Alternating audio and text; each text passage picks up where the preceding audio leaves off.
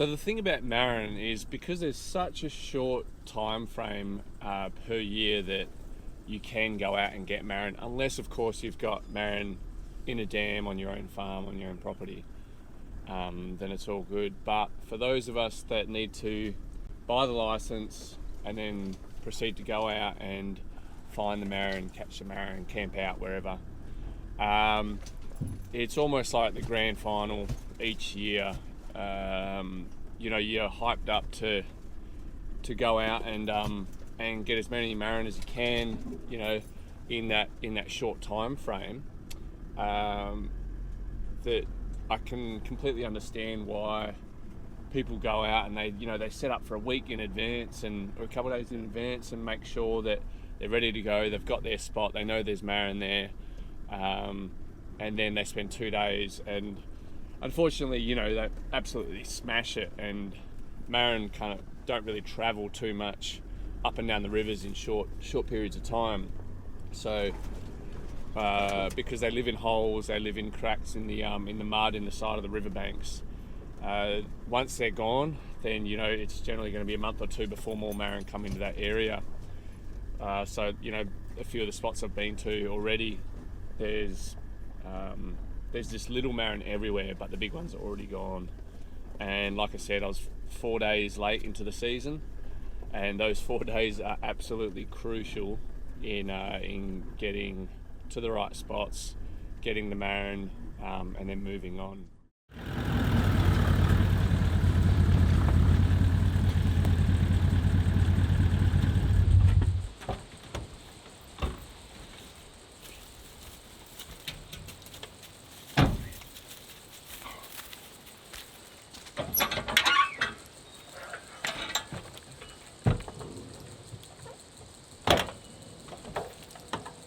Alright, so my Marron kit is pretty much all you need.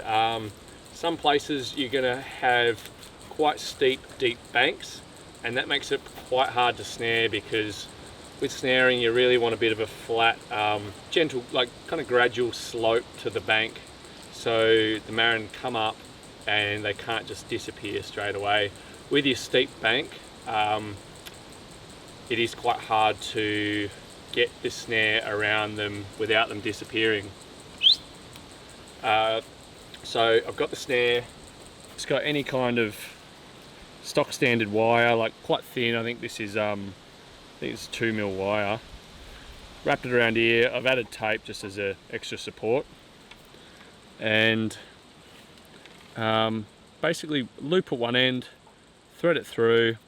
So the aim of snaring a Marron is you want the Marron's head to be up here and his tail to be down here. So my fingers are his tail. Get it behind him and pull, right? And then you've got the Marron by the tail, because they try and swim backwards out of fright and out of panic. So the moment you get that around him, you pull, he'll try and swim backwards, you've got your Marron. Bloody good, easy as that. Your next bit of kit is your head torch. Preferably you want a head torch that you can zoom and flood, so spot and flood. Just makes things a whole lot easier. You can spot them from a distance, and you'll see what I mean when you give it a go. And then I have chicken pellets, chicken feed. So I just do a small handful, one little area. By the morning, whatever's in the water has generally consumed it. Don't go chuck fucking shovel full there. There's just no need. They're going to come to food because it's summer. They're hungry. The water's not as aerated. They're going to take whatever they can get. Chicken pellets. A cold beer. Oh, you love that sound, eh? Come here. Come here. A dog for nothing, but I'd like to teach him how to catch a Marron one day. That would be my dream. And that's about it. That's all you need. A bit of a canvas bag or something, so once you've caught your Marron, you've measured it. So with the measuring, I'll snap my bloody Marron pole.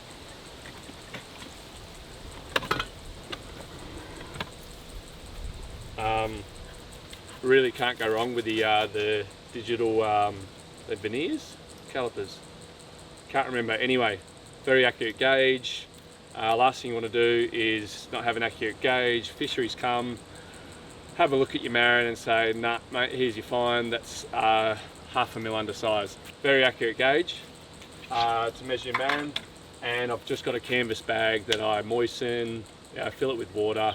If the Marron are in there, I just continue to dampen it until I pull up stumps for the night, chuck them in the fridge, and then with the Marron, I will the reason you put them in the fridge, it anaesthetizes them in a way, puts them to sleep. You can kill them humanely. Last thing you want to do is be some barbaric fucking joke and just chuck them straight in the pot. I know it was a way of the past, but it's not now. We've been educated. So chill them out, puts them to sleep, knife straight through the middle, and you're sorted. So let's go put out some feed and see how we go. A good oil.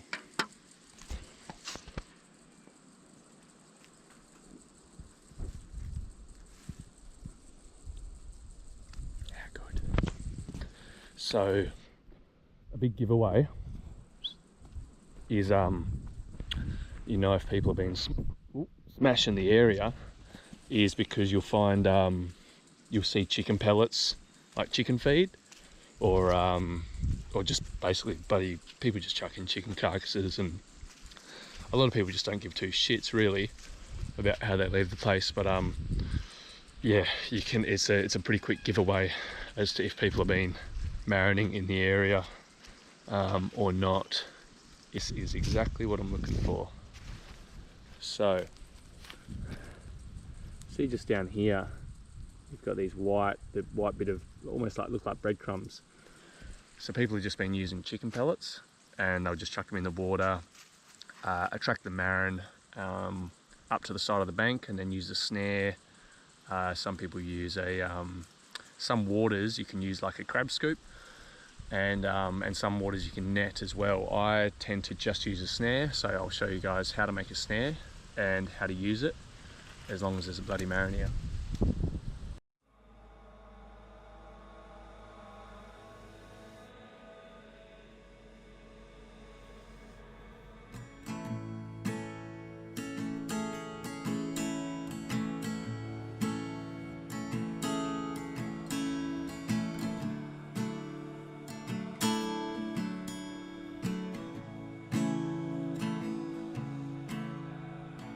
Tied up with all of the waves that'll carry.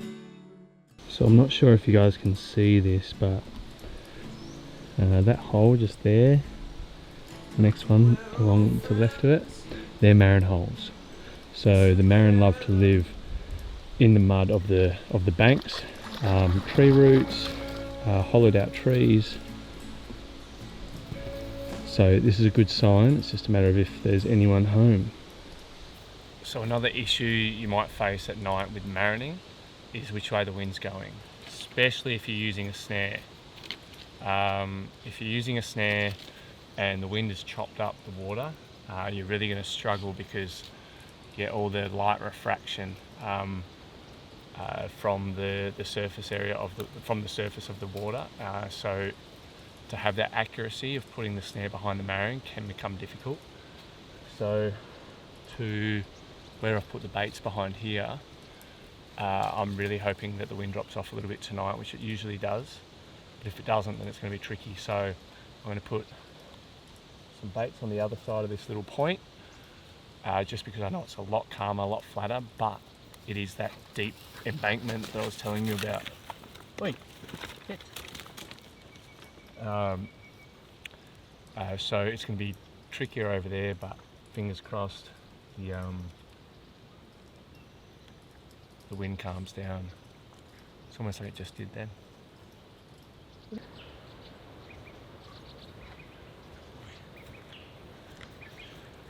Alrighty, so We've set our baits.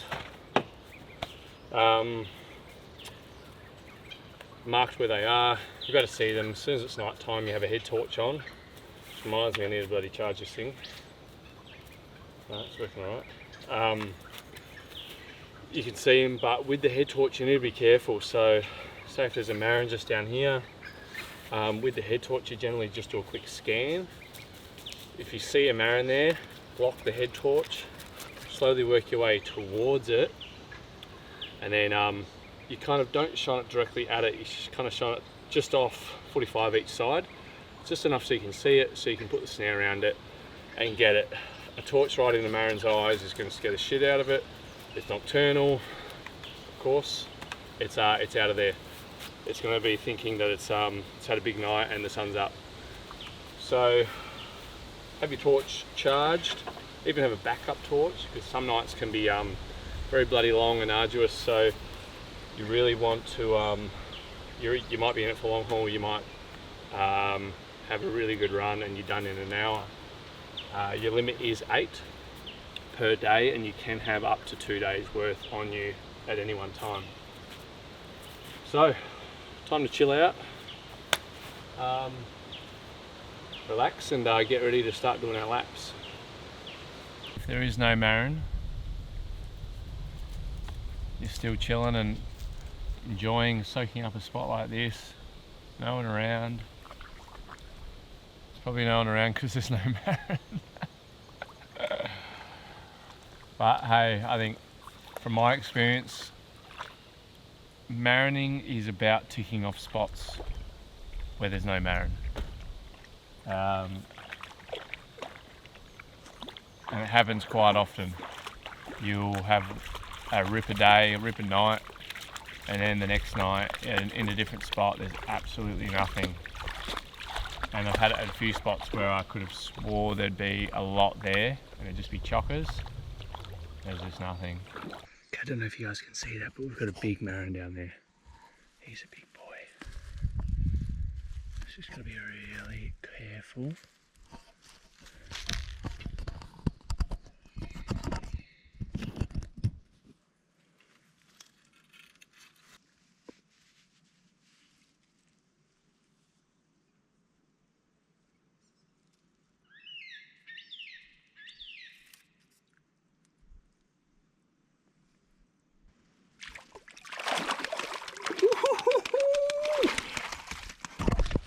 Oh baby, that is a big marron.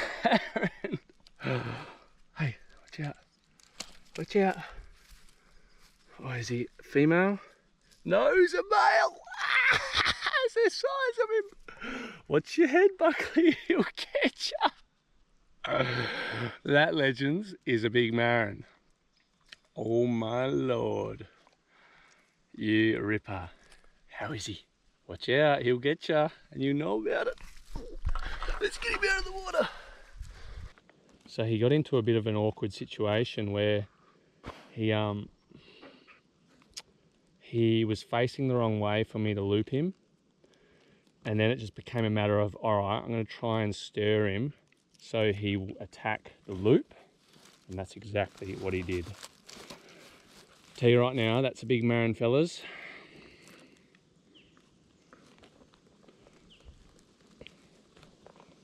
Let's get a size on him. He's about 110 mil, and 80 is your minimum. Yes, good Maz. Frothing. We've got one on the board. Let's see what else we can get.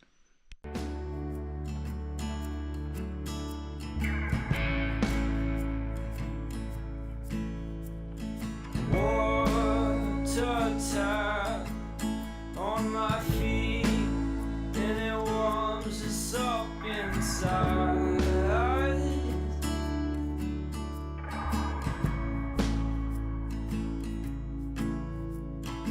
We are all shaky, we are all fried, and it's a good time of night. We're old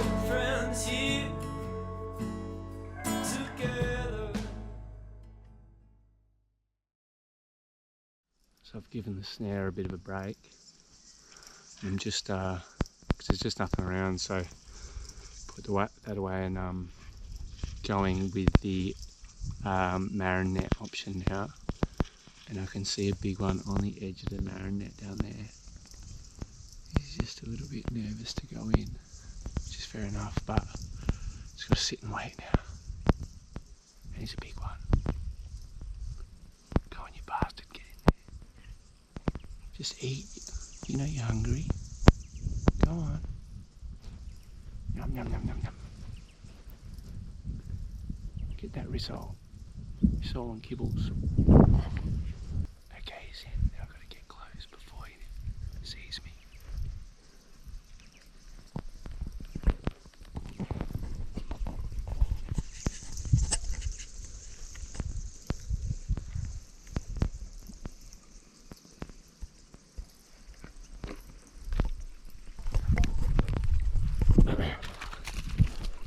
Woo-hoo-hoo. How are you, mate? Welcome to the Hungry Club. Alrighty guys, so you've caught your marron. You've gone back to your campsite, the marron's been on ice, it's been in the fridge, it's put it to sleep. Now is to kill the marron humanely while it's asleep. And basically what you're doing is turning the marron over and you're drawing a line with the knife straight through here. Basically splitting it through here will ensure it dies while it's asleep. So let's get to it.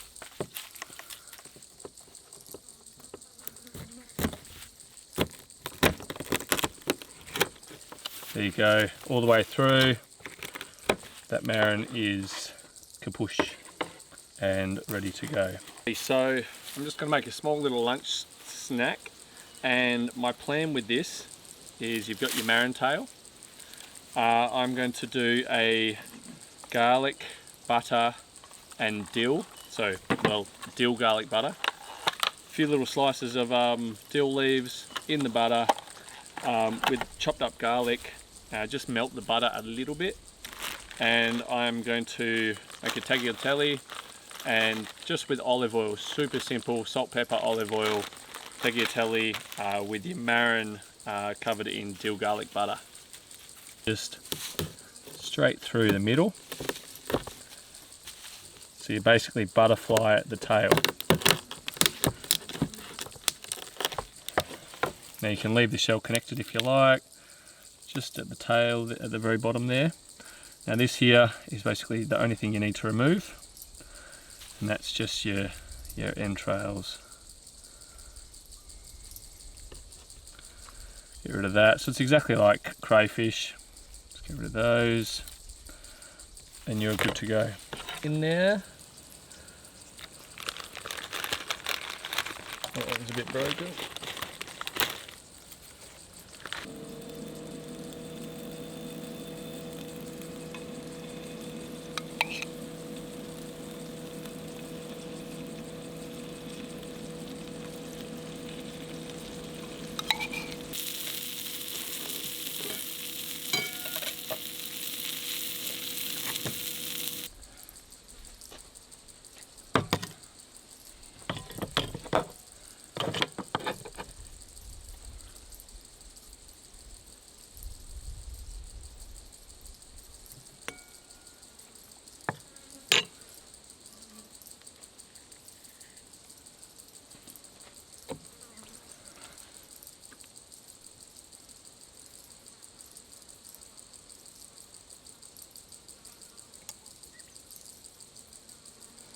There you have it guys, a quick rundown on how I look for marron, where I look for them, how I catch them, how I kill them humanely, and last of all, how I cook them.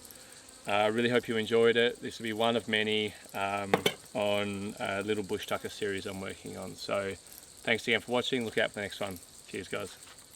Get out there, get your gear together, get your license, and go get yourself some marron next year and enjoy the whole process. Like I said, don't go out there and think you're going to absolutely kill the pig.